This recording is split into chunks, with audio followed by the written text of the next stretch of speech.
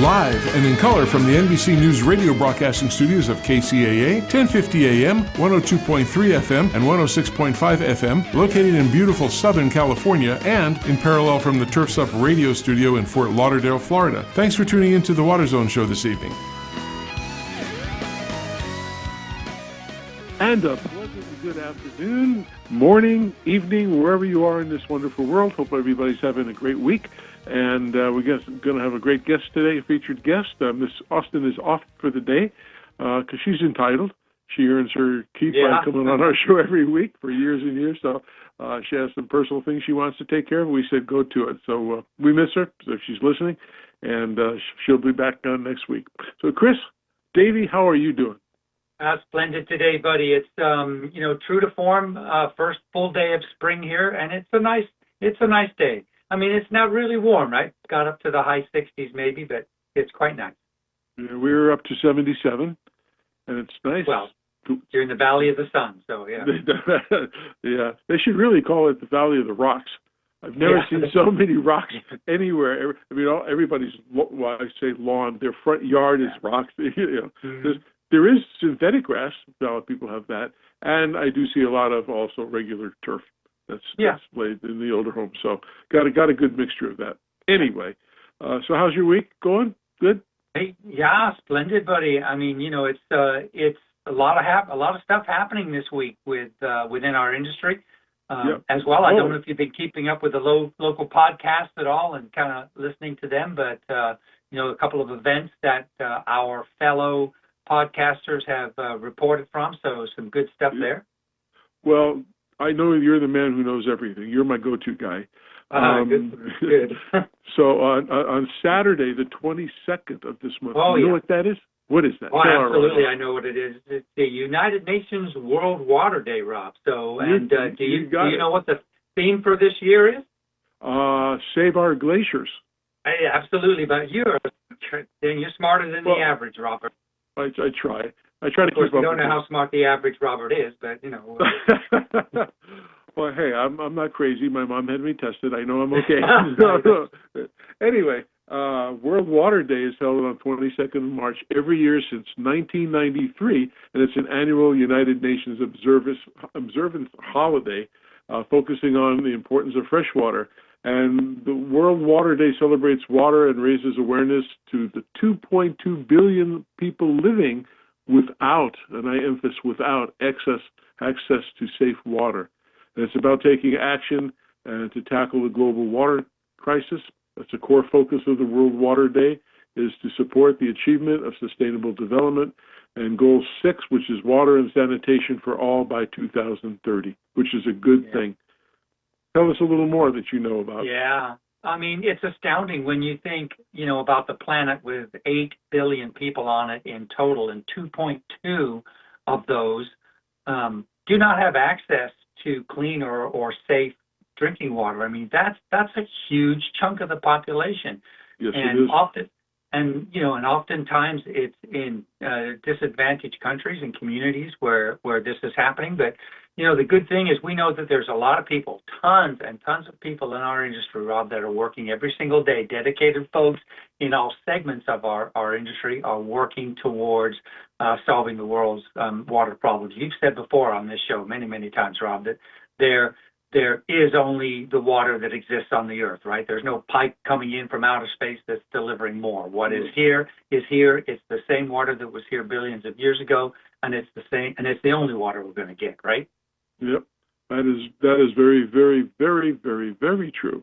We hear a lot of things about climate change from 10 years ago to today, and the earth is going to fall apart, all the glaciers are going to disappear. Actually, they were supposed to disappear 10 years ago, but it didn't happen.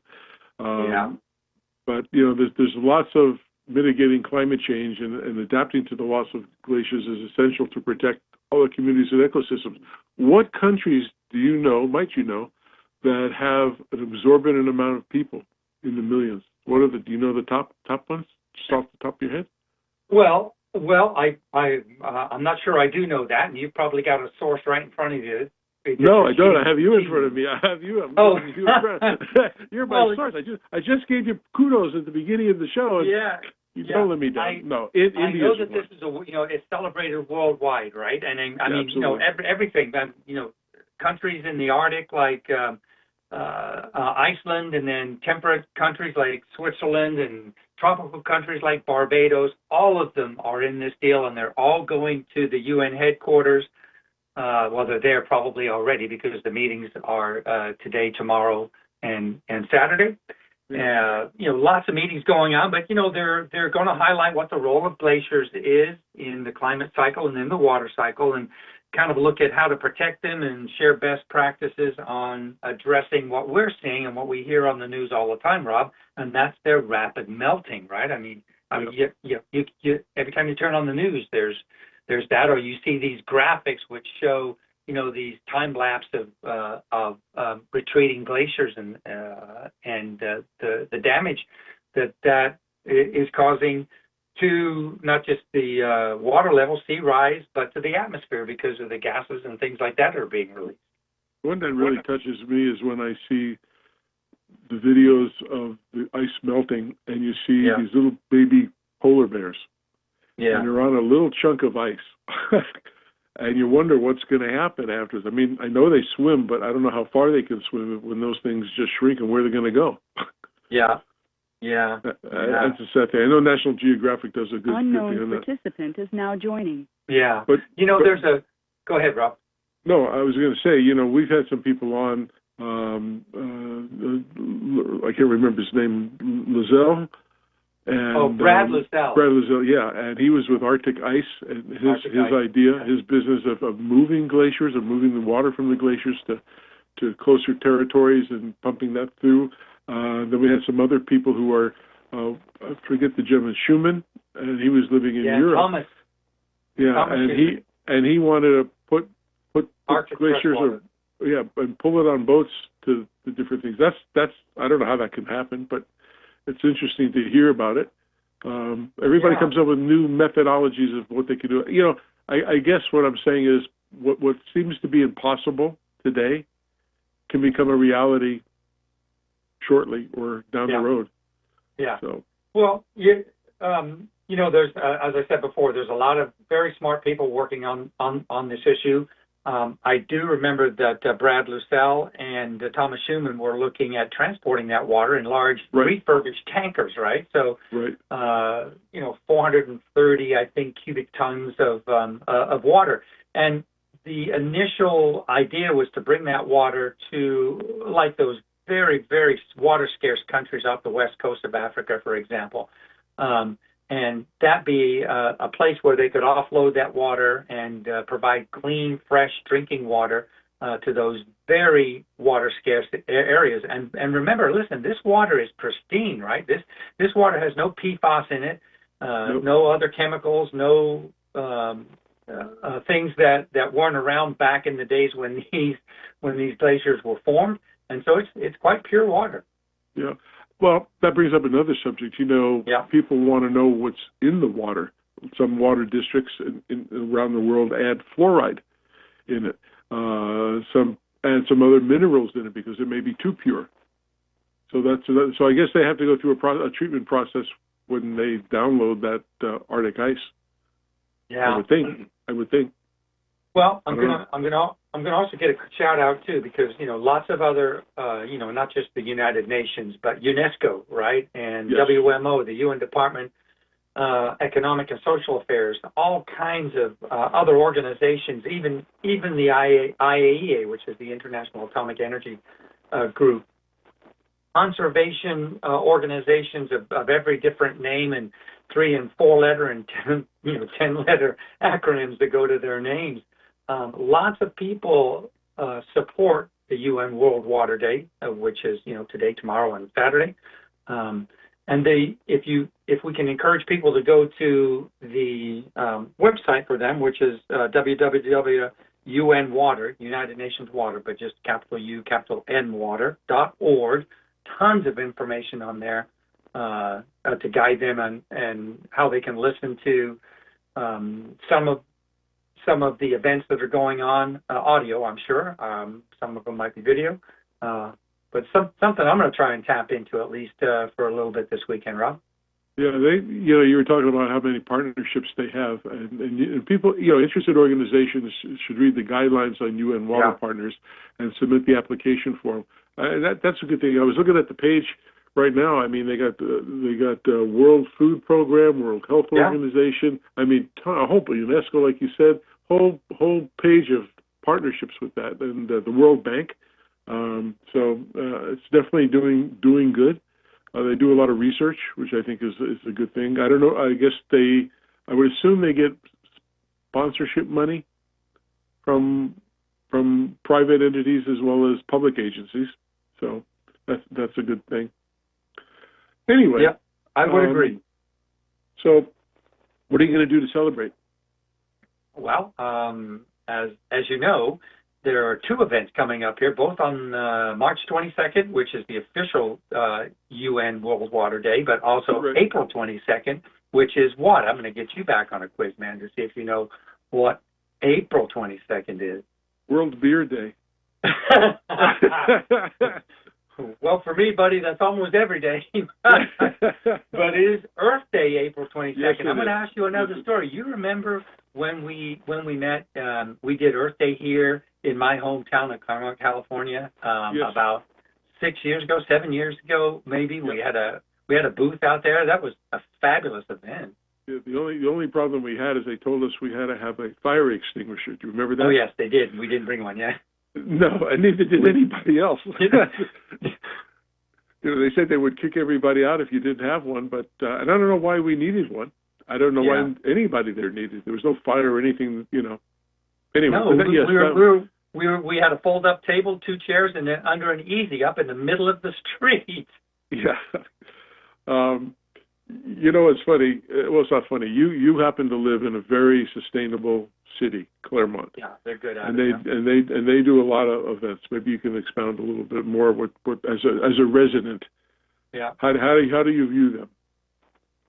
Well, they are. I mean, and I'm a part of what's called Sustainable Claremont here, right? And I could be a bigger part, and I know I could, and I might one day when I have a little more time. But it's a publicly formed group, and they're responsible for conservation programs and practices and getting the word out through social media and through their organization. They're also very involved in trees in Claremont. Claremont's city motto is the City of Trees.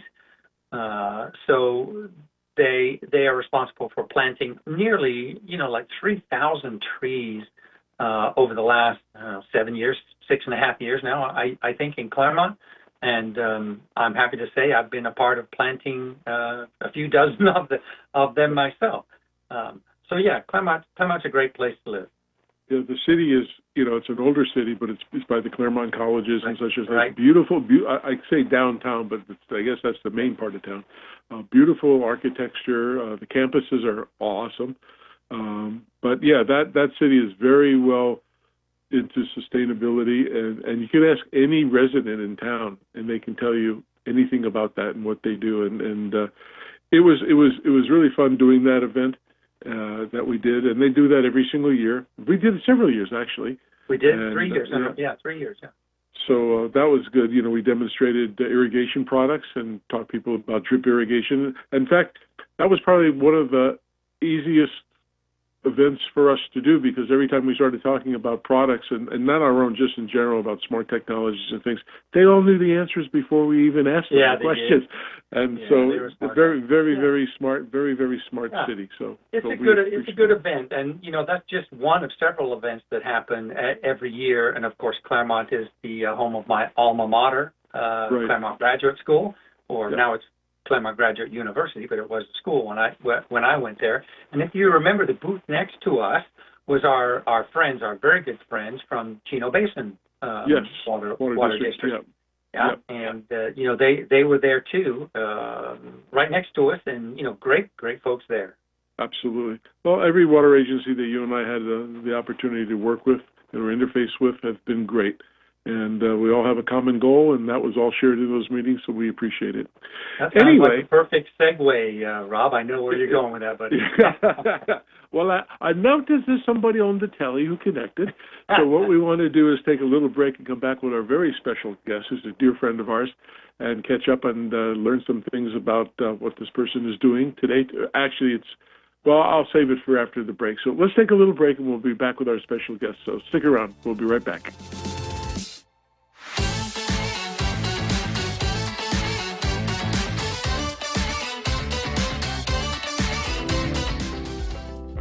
Most time-saving tools I found for my customers is our app and our e-commerce feature. So customers actually have the ability to view all of their quotes in one place. If you contact your Site One seller, you'll be able to log into your account and see all your quotes in one place. And instead of jumping on the phone or waiting for your seller to call you back, you can approve it right from the website, and it will send a message to your sales rep to get it on order and reserve the material. Customers can learn more about these tools at their Site One branch, from their local seller, from their local CX specialist, and from SiteOne.com, or by downloading the Site One app.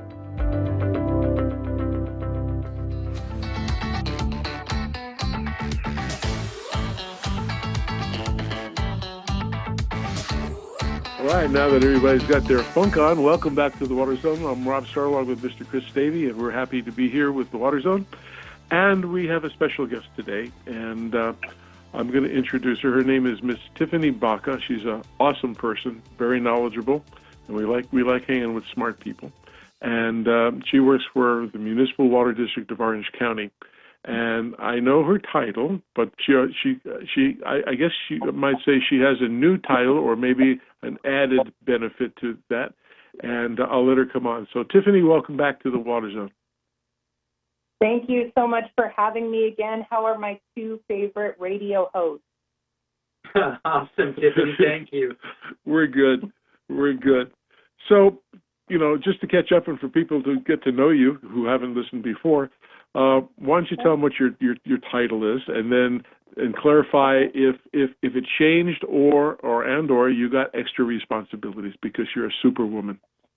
You're a woman you're a wow woman, a woman of water. You're absolutely right about that.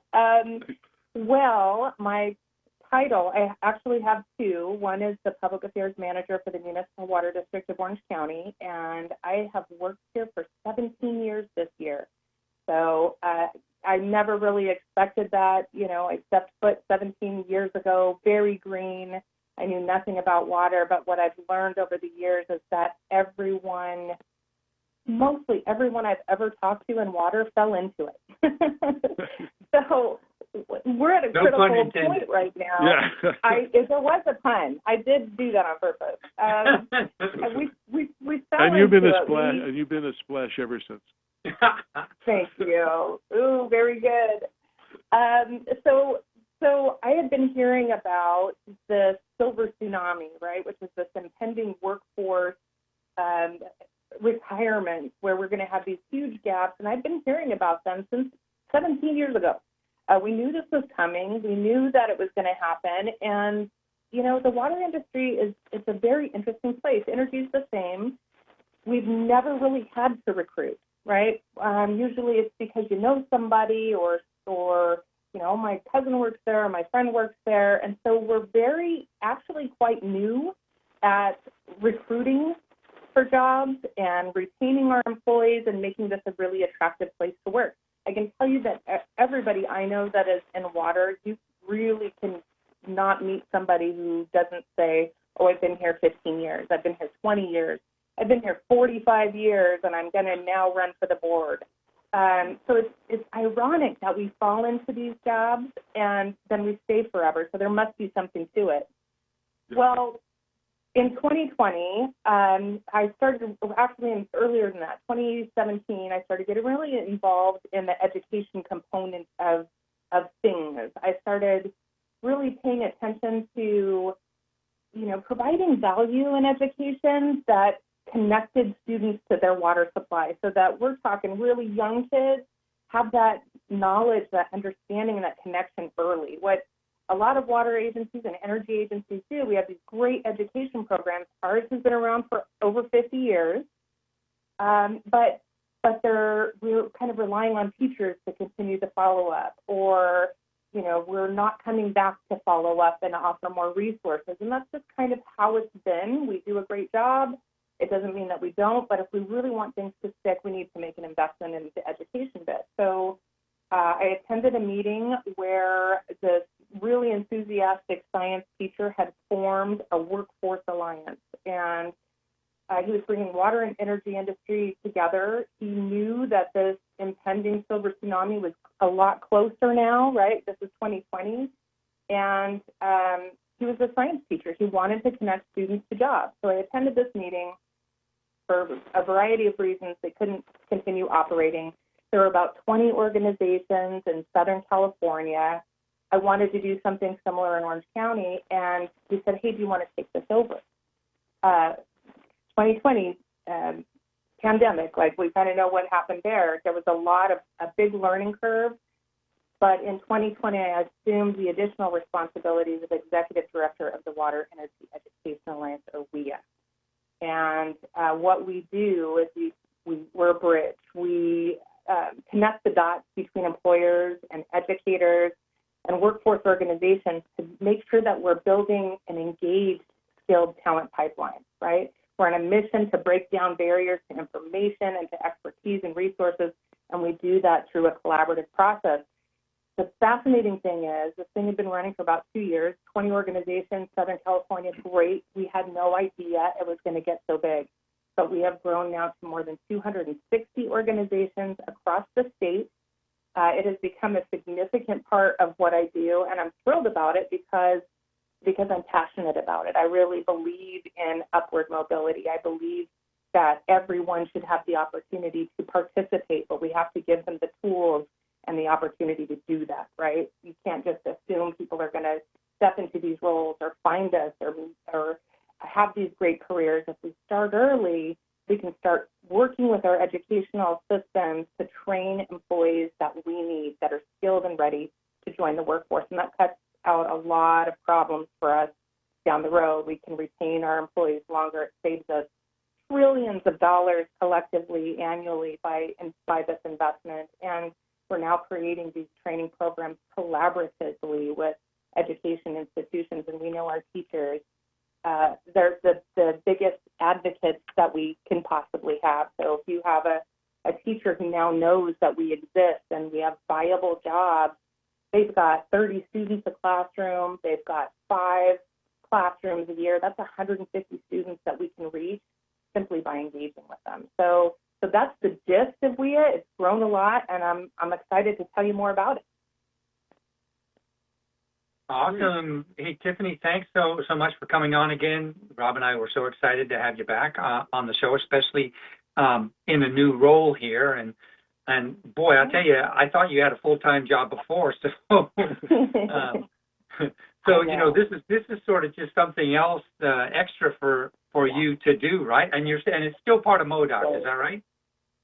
It is, yes. So MODOC does lead and administer the program. I am so pleased to say we have sponsors that help fund it because I am a one-man show for the administration side of it. But let me just read off my list of sponsors because these guys are powerhouses, and I'm so thrilled that they're on board. And there's sponsorship opportunities for everybody. We wanted to make sure that you could enter at any level and you could collaborate to build these pipelines, to create awareness and address our 4 pillars. So the Metropolitan Water District of Southern California, Los Angeles Department of Water and Power, Tomorrow's Talent, Eastern Municipal Water District, Water Replenishment District, Molten Miguel Water District, Western Municipal Water District, more recently, Inland Empire Utilities Agency. We have California Community Colleges as an in-kind sponsor, as well as the California Environmental Education Foundation. So we went from this very small grassroots thing to something quite significant. And I can tell you, it's still other duties as assigned, but we are working on that because it can't be ignored, right? We had no idea it was going to grow this big. We thought it was just going to be this great little, grassroots collaboration. But people need this coordination. We have a lot of workforce efforts kind of scattered throughout the state, and we do something a little bit different. And we have workforce initiatives and organizations that work on, okay, let's provide all the skills training that are needed for our skilled trades group, or let's provide the leadership training that's needed for our leadership. But what I learned and what I think has made us so successful is that when you open the door, when you let fresh air in, your plants grow. And this has grown significantly because we don't define leadership by titles. We don't say, you're a leader because you're a city council member or you're a board member. That is a leader, but you can also be a leader in public affairs, and you can also be a leader in human resources and conservation and engineering. And what's great about this is we now, because we've opened the door, and this really is what we're talking about when we're talking about inclusion and diversity, right? When you can open the door to all of these different perspectives, you can see how this work impacts each individual. This work impacts me differently as a hiring manager than it does as a workforce advocate. And if I don't loop in my HR people who are the key to the building, we're creating more work for ourselves down the line. So really it's opening the doors and inviting collaboration and sharing these resources and knowledge and expertise. So I'm really excited about how big it's grown. We certainly didn't expect it. Can I do a quick follow-up, Rob, if you will? I can see Rob, Tiffany, but you can't. Yeah. He was ready to go. So listen, if you've listened to our show before, and lots of our listeners already know that Rob and I are big proponents of trade schools, right? Trade education, occupational training, that sort of thing. And we've had several guests on, and by the way, as a spoiler here, we're working on a big one coming up, aren't we, Rob, with a celebrity type person here. So won't give too much away. We're still trying to work. It's one of those have my people call your people kind of thing. So we're working through that right now. They're a biggie. But it's good, huh? They're a biggie. They're a biggie, yeah. So I'm kind of working on that right now. But Tiffany, lots of people on the chat board now are thanking me because I was going to ask you to explain a little bit about WEEA because they want to know what it was an acronym for, but you've answered that really, really, really, really well. Are you guys affiliated, or did you take kind of notice of other organizations that are around that do the same sort of a thing, like California Environmental Education Foundation, CalWEP, those kind of things? Absolutely, and I think what's interesting about what we do, it is a little bit different. So we're plugged in to all of them. We're plugged into Aqua, Urban Water Institute, AWWA, and I'm not sure, I know we're all LinkedIn friends. You can see the various presentations that I've given and dialing into the work that everybody does, because we don't want to duplicate, right? We don't want everyone to keep starting over because they have an epiphany. We need to create videos with our employees, and this, it's not that. We need to start from a bigger place. We need to say, okay, and I'll tell you where I started. Truly, I have been hearing about the silver tsunami for over a decade, and so when I asked this group, okay, can you give me your numbers? Let's see what we're really looking at. What's the data here that shows that our workforce is aging and we're going to have a gap? That's the first thing. It's grown quite far past this, but nobody knew what their number was. And I truly couldn't believe it. I thought this was ridiculous. So on my own, I tried to do a survey, right? And I tapped the California community colleges, and we just didn't get a lot of responses. So instead, I said, you know what? If we are really saying that this is a problem, we need data to back it up. So I reached out to the Centers of Excellence for Labor Market Research, and they're the labor market provider for community colleges. And I said, we're doing this statewide because I know Northern California is doing great, and Inland Empire is doing some great work, and San Diego is doing some great work, and LA is really big, but we're all different where we're at in this process. So I wanted to have a baseline, and I reached out to them, and it took a little bit of convincing, but we took us 15 months to do, but in partnership, we unveiled our water, wastewater, workforce needs assessment report. And we focused on the 8 mission-critical occupations, Chris, which are those technical trades that you're talking about, electrical, mechanical, operational. And we took the recommendations from this report and made them our pillars. So we had an area of focus. So we could say collectively, whether you're in Northern California or Orange County or Inland Empire, if you're moving forward, if you're doing work in these 4 pillars, we're working on something that's really important together and for solving problems. So those recommendations, and by the way, nobody was surprised when we actually have the data confirming this, diversity, increased diversity, awareness, increased awareness of jobs because people don't know they exist, partnership, collaborate with our community colleges and our universities, because not a lot of that was going on. There wasn't a unified collaboration.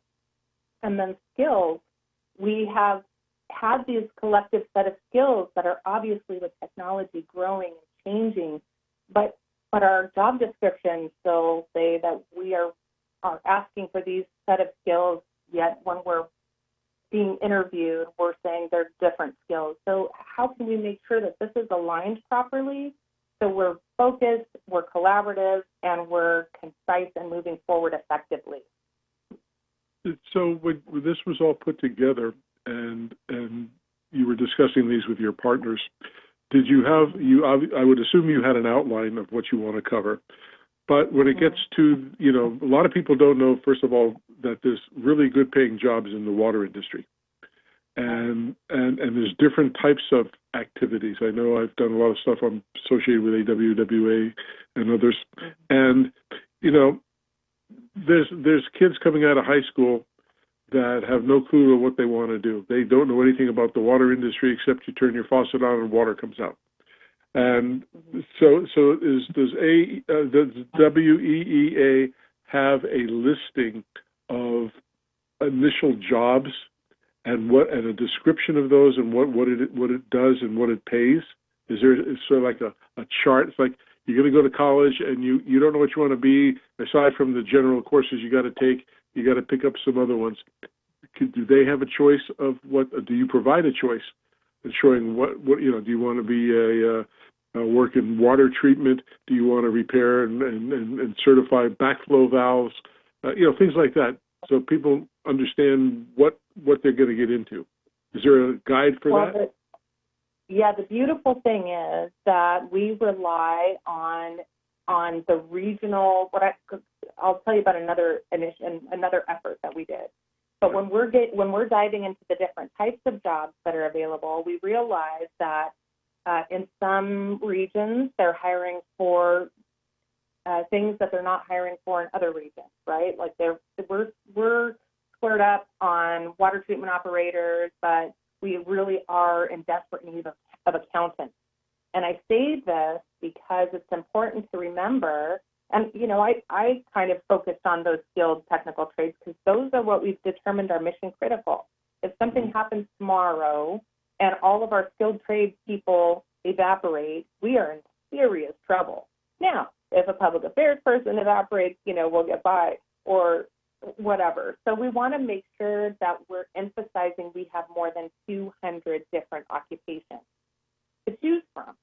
The wonderful thing is working with these 260 organizations plus, each of them have their own education programs. Each of them have their own college programs that offer very specific courses to help them get to the next level. So we're relying on them using our discussion and using our resources and our shared expertise to really focus on their service area and say, hey, these are the jobs we have.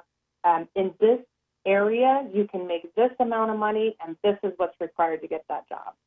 So yes and no. WEA doesn't have that collective report, but each of our industry partners do. You go pretty deep into this. This is good. Good. I'm glad. This is my stuff, man. I love this stuff. I know you do.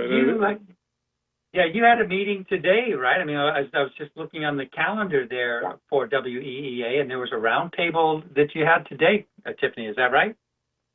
I didn't have a roundtable today. I had one a couple weeks ago, and our next one is May 20th. So again, we are opening the doors to that discussion. If you go to our website, mwdoc.com, WEEA, you'll see the invitation there. And this is an open door discussion. We do this meeting virtually, and our featured guest speaker will be Eastern Municipal Water District. They've done some innovative things with career technical education programs in their K-12 system. They've done some significant teacher training. They've created curricula to address some of the jobs that they're hiring for. It's going to be a great conversation, but what we also do in these meetings is we break out into regional discussions. So we take some of the examples from the presentation and we dive deeper into those regional discussions where we can focus on where we're at, not where somebody else is at. You know, as long as we're moving forward, there are some regions who have any. Unknown participant is now exiting. Oh, we got a drop there. I wonder how that happened, Rob. I don't know. I'm sure she knows. She'll call back into the show. I was going to ask the question next on if there had any relationship with the Irrigation Association, because water agencies hire people to be auditors, water auditors, and things of that sort. And I think the knowledge that they educate is pretty high, and so we'll see where that goes. Yeah, she'll go ahead. Yeah, I think I was also going to ask and talk to her about Claremont Lincoln University, right? Part of the BABA group that we had on. I don't know. I think it was back in last summer or so, and see how that goes. But it seems like there's tons and tons of organizations that kind of all working together to develop a plan to attract younger people, particularly coming out of school, people who including me for sure. When I was younger, I really didn't know what I was going to do. The vision of sugar plums dancing in my head while I was in college is I'd be trouncing up and down trout streams in Northern California, checking on brood trout populations, right? Yeah. And in between that, doing a little fly casting, perhaps, but. You know how that works out, right? And serendipitously, we all end up in these kind of careers that we have, and mine has been great. I wasn't born into the industry. I came from a different heavy electronics background, and in design and operations. And first thing they told me about, we were learning about smart controllers. That was the talk. It wasn't all there yet. And very, very little companies existed that were doing that. And we do this ET thing. They go, ET? Yeah. You guys know about ETs? which is not extraterrestrials. In my mind it was, but not until I understood what it was. So they gave me a book.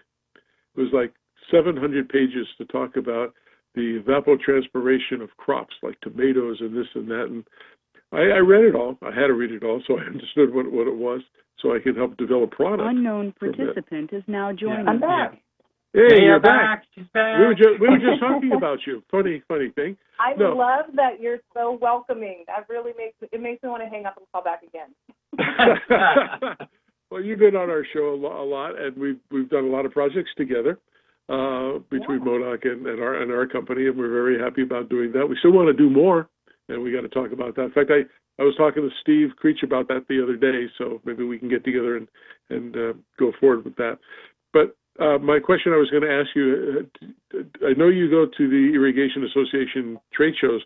Are you working with anybody there or talking to anybody there in their education portion for technical help?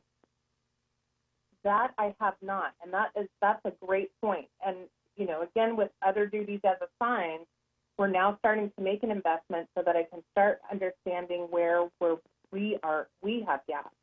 And I love that you say this because we've been focused on utilities. And, you know, it's just where we're connected. But I really this next year want to focus on, the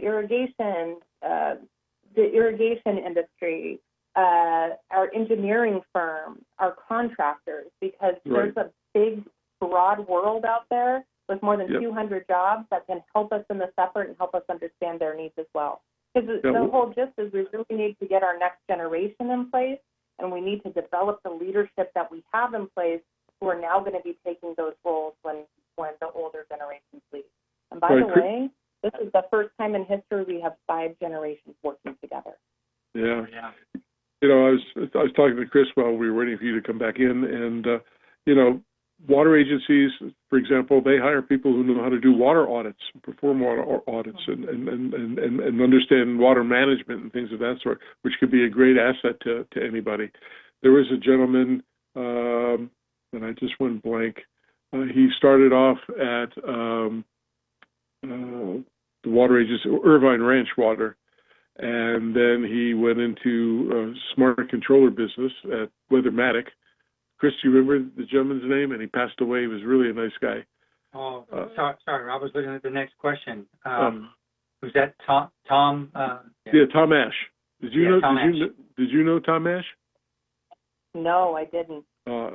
Super guy. Time ago. Really good guy. Really smart guy. Very good at education stuff. Irvine Ranch. Yeah.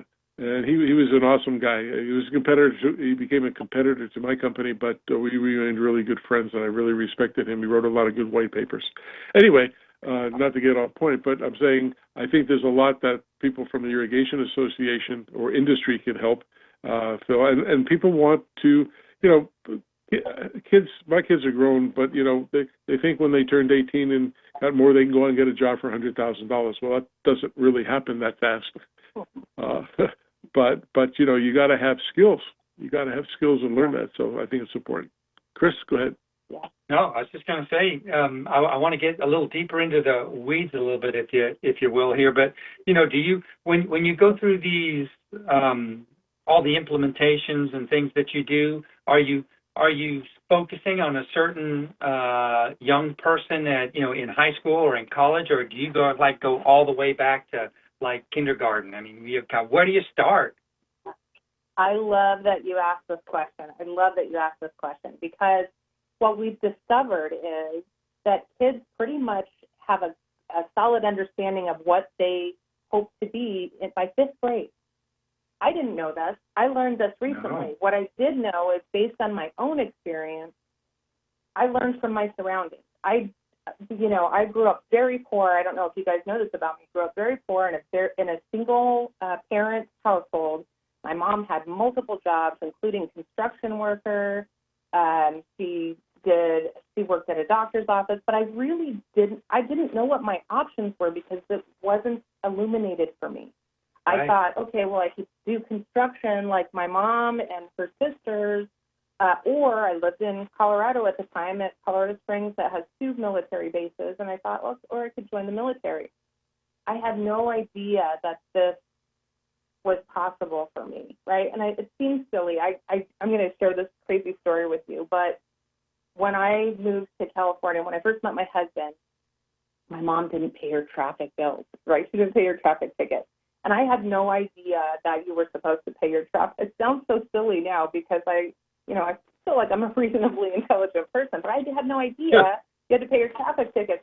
My husband popped open the glove box and he's like, these traffic tickets pouring out. What is going on? But that's what I learned, right? I didn't know any better. It's not that I wasn't smart or it's just what I learned. So when you have this environment and you pick from the people around you what you think you're capable of, more than likely that's what you're going to be. When I was a young person, I wanted to be a mailman, and I was quite sure I was going to be a mailman. Why? Because the mailman always had a job, and he always showed up and delivered mail, and it didn't matter if it was raining or in Colorado the snow. He got gifts for Christmas. Like, it seems super silly, but this is how we determine what we're going to be.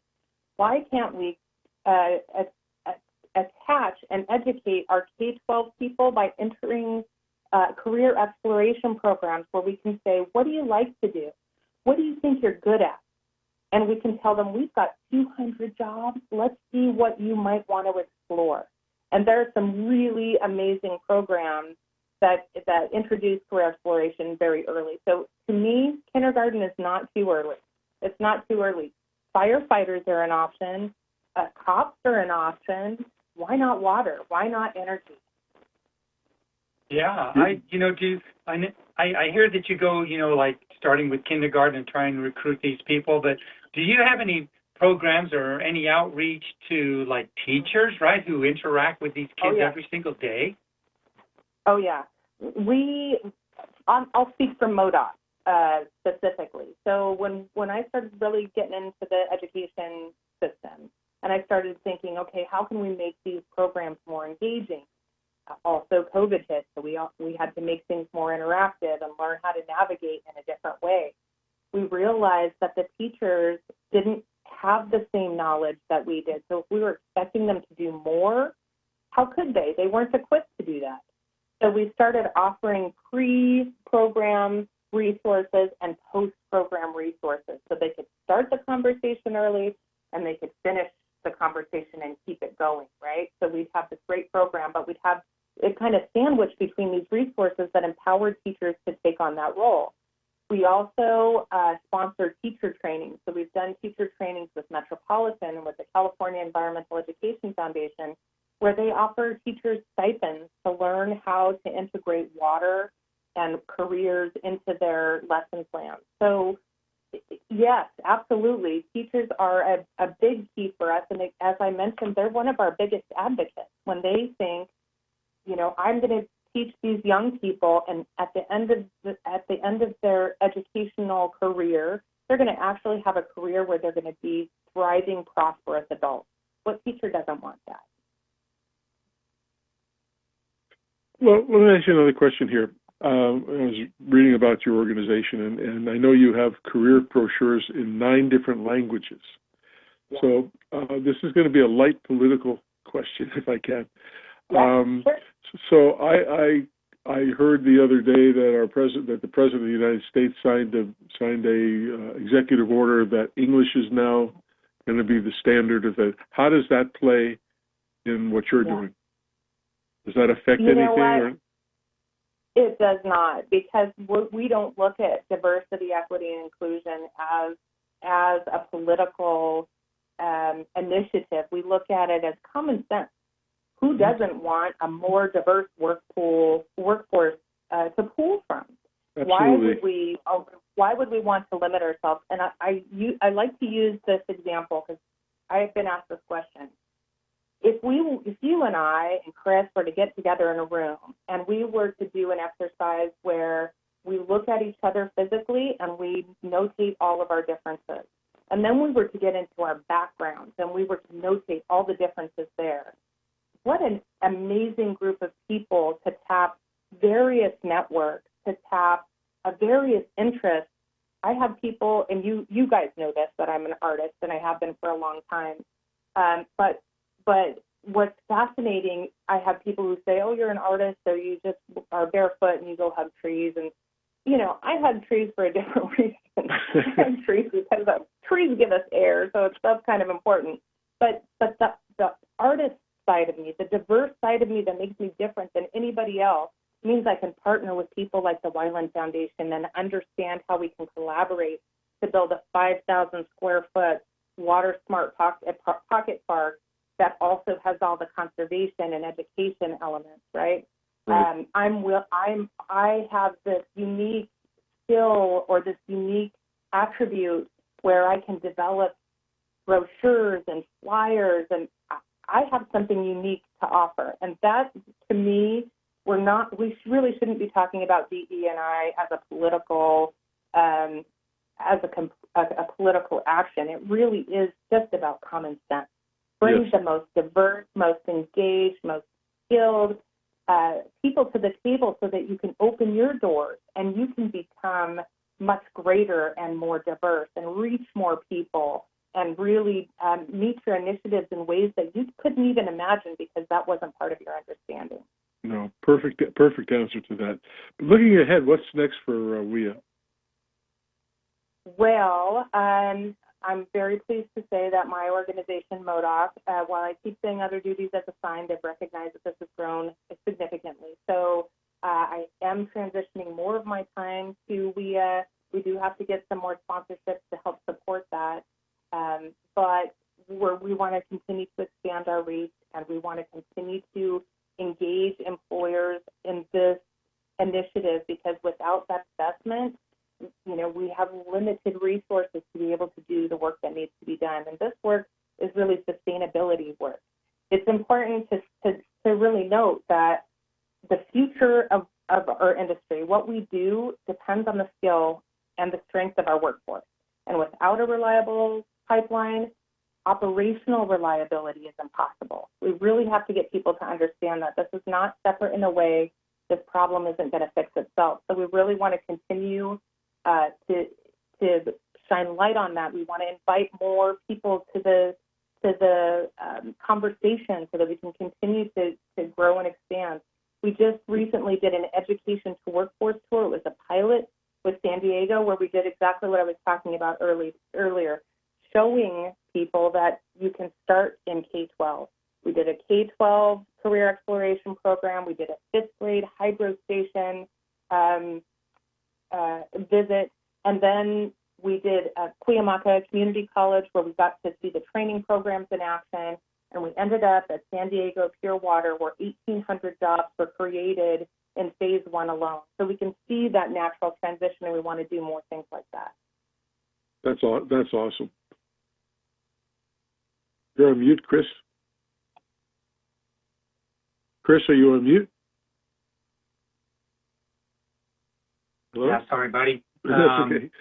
Hey, listen. So, Tiffany, if I'm somebody listening to this, or I'm listening to the podcast of this, which is going to, come out on Saturday and early next week, and I'm an employer or I'm an educator, what can I do to support WEEA's mission?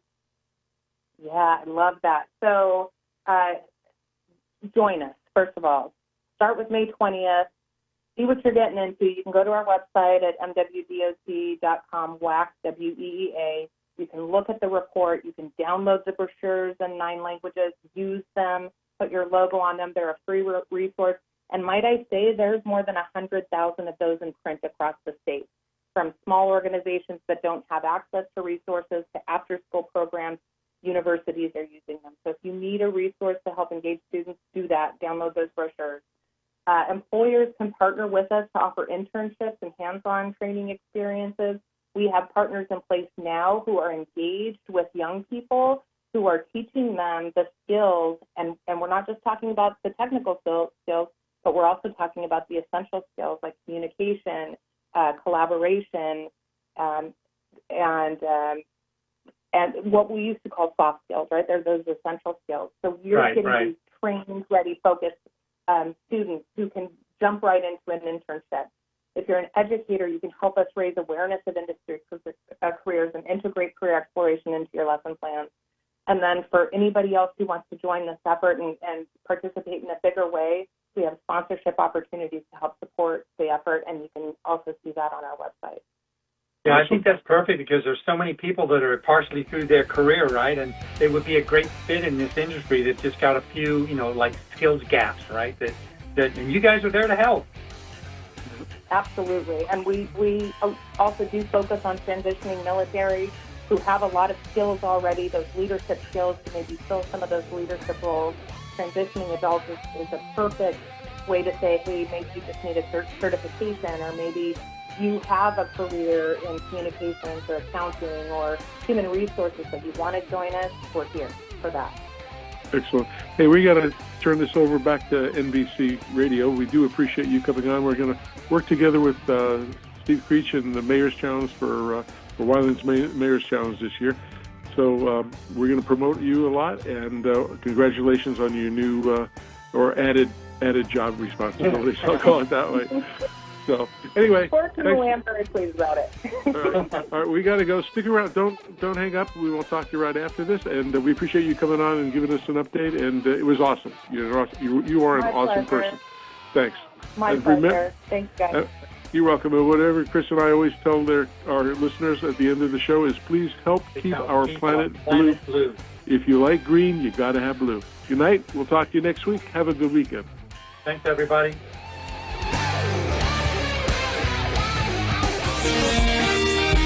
NBC News on KCAA Loma Linda.